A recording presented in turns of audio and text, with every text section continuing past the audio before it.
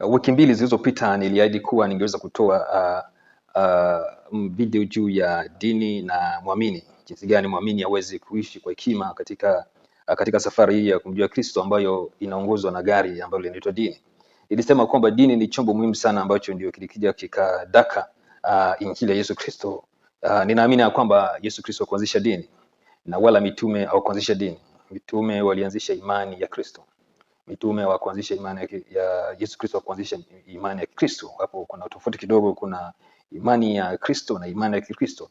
Imani ya Kikristo ni imani ya dini ambayo inaamini katika Kristo. Imani ya Kristo ni imani ambayo haifungamani na dini yote, imesimama kama yeye, kwa sababu yeye ndio njia, kweli na uzima.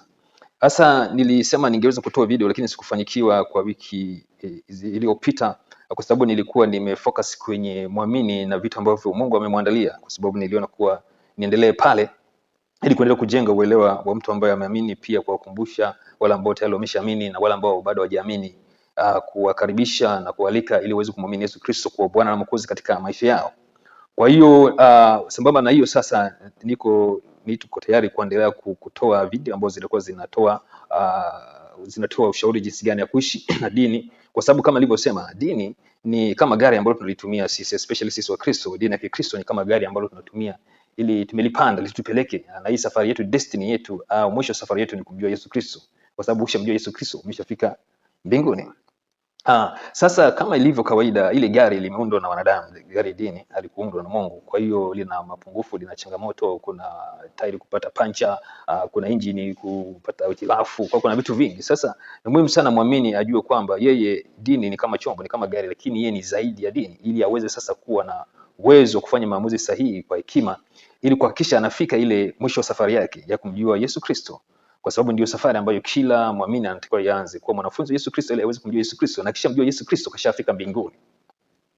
Sasa tukirudi kabisa kuwa tuangalie dini ya Kikristo, tunaona kwamba dini ya Kikristo, labda nielezee kwanza kabla ya kwanza kutoa ushauri, ni dini ambayo ilianzishwa na watu. Hii dini haikuanzishwa na Yesu Kristo, ilianzishwa na watu kwa ajili ya kumjua Kristo. Kwa ni chombo ambacho kilianzishwa na watu kwa ajili ya kumjua Kristo. Sasa kama nilivyosema kuwa jina lenyewe la Kikristo ukiangalia katika Biblia alikotoka kwa wanafunzi alikotoka kwa Yesu Kristo. Hilo jina wa Kristo lilitoka kwa watu wa sehemu ya Antiokia, ambao waliwataja au waliwabatiza wale watu ambao waliwabatiza wale wafuasi wa Yesu, wakawaita wale wafuasi wa Yesu kama ni wa Kristo. Na vile vile sasa unaweza kuona kuwa na kuna wakati mwingine Mfalme Agrippa alikuwa anamuuliza Paulo kuwa nataka kunibadilisha mimi kuwa Mkristo. Na sehemu moja ambayo nimeona mtume Petro amezungumza tu ni pale ambapo alisema, alikuwa anaelezea juu ya Ukristo na jinsi gani tunatakiwa tuendelee kuwa wavumilivu katika wakati mgumu. Lakini sasa ukiangalia asili ya hilo jina halijatoka kwa Yesu Kristo wala halijatoka kwa wanafunzi, limetoka kwa mataifa. Ina maana ukiangalia kwa mapana unaweza kuona kama ni jina ambao jamaa walitubatiza tu, wametuangalia wakaona, wasema hii ni dini nyingine hii. Waliangalia wale wanafunzi wa Yesu wakasema hii dini nyingine imekuja hii ambayo inafuata Yesu. Kwa ndio maana mpaka leo Ukristo ni dini kabisa. Ingawa kuna watumishi wanajaribu kusema kuwa Ukristo ni maisha ya utakatifu ya Kristo ndani yetu, sawa, tunajaribu kudecorate, lakini origin, yani asili ya hilo jina lina determine kila kitu. Yani asili ya jina ndio kila kitu, kwa sababu jina ndio linazalisha hicho kitu.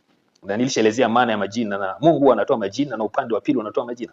Kwa hiyo uchague jina gani. Kwa hiyo ukiangalia Ukristo ni kweli mpaka leo ni dini, na ni dini na haiwezi kufunua maisha ya Yesu Kristo, kwa sababu ni dini kama nilisema, ni gari ambayo sisi tumelipanda, ambalo linaweza likafika au lisiweze likafika kwenye hiyo safari. Lakini kama nilivyosema, wewe sasa kama muamini lazima ujue pale ambapo dini inakwama, wewe utafanya vipi? Pale ambapo dini haiwezi kusimama, wewe utasimama vipi? Pale ambapo dini imeshindwa, wewe utaenda vipi ili uweze kufikia ile kusudi la kumfahamu Kristo? Kwa hiyo ni muhimu sana ufahamu hivyo, otherwise unaweza kuchukua dini yako Kristo kama ndio dira yako, kama ndio destiny, kama ndio mwisho wako wa safari yako kumjua Kristo, utakwama. Kwa sababu kama nilivyosema, dini ni chombo, kina madhaifu na kina ubora wake. Na kama ni chombo, kama unapopanda gari kwenda safari yote ile, kuwa una uhakika gari itafika isipofika, lakini gari ifike isifike, wewe lazima ufike kwenye ile destiny. Ndio kitu ambacho sasa nataka nikielezee kuwa lazima ufike kwenye destiny. Kwa hiyo ukiangalia hapo, tunapozungumza Ukristo ni dini. Ukristo ni gari ambayo tumepanda sisi wa Kristo, ambapo yani lengo kubwa ni kumfahamu Yesu Kristo kwa kupitia Ukristo. Na kama ninavyosema, Ukristo hauwezi ukabeba mafundisho yote ya Yesu Kristo. Na ndio maana kama nilivyosema, kuna imani ya Kikristo na imani ya Kristo. Kwa hiyo lazima ujue, lakini wewe kama muumini unatakiwa usimamie imani ya Kristo, kwa sababu ukisimamia imani ya Kristo unasimamia imani ya chombo. Unatakiwa usimamie imani ya Kristo. Kristo pekee ndio dira yako. Kristo pekee ndio destiny yako. Kristo pekee ndio mira. Kwa hata ukiwa katika imani ya Kristo, angalia hii imani inaendana na Kristo. Hii imani inafanya vile Yesu ameagiza. Kwa hiyo ukiona pale haifanyi vile, kwa wewe jiongeze kwa hii imani imekwama hapa. Kwa nini inabidi nichukue hatua nyingine? Ndio maana ya hii series ambayo nitakuwa nitaielezea, nitaita dini 1 2 3. Kwa hiyo unaweza kufuatilia kwenye mitandao ya kijamii kwa ajili ya kujifunza. Lengo kubwa ni kusaidiana ili kuwa na uelewa jinsi gani ya kuishi na hivi vyombo katika amani vile vile, ili usikwame pale ambapo hichi chombo kinakwama. Umeona kuna sehemu makanisa yanafungwa, unaona dini zinafungwa, unaona. Sasa wewe katika mazingira hayo utaishi vipi? Kuna vitu vingi sana ambavyo dini imehamisha kutoka kwenye kuabudu katika roho kupeleka katika kuperform au kupeleka katika mwili zaidi. Sasa wewe hapo utabalance vipi ili sasa uweze kuendelea kuishi lile kusudi la kumjua Yesu Kristo na Mungu Baba aliyemtuma. Kwa hiyo ndio maana nilisema nitatoa hii series. Kwa hiyo endelea kunivumilia na endelea kufuatilia pages zangu za mitandao ya kijamii ili kuendelea kuona vile vitu ambavyo tunakuwa nina share kwa lengo moja tu la kujenga mwili wa Kristo na kuendelea kuelezea injili ya Yesu Kristo.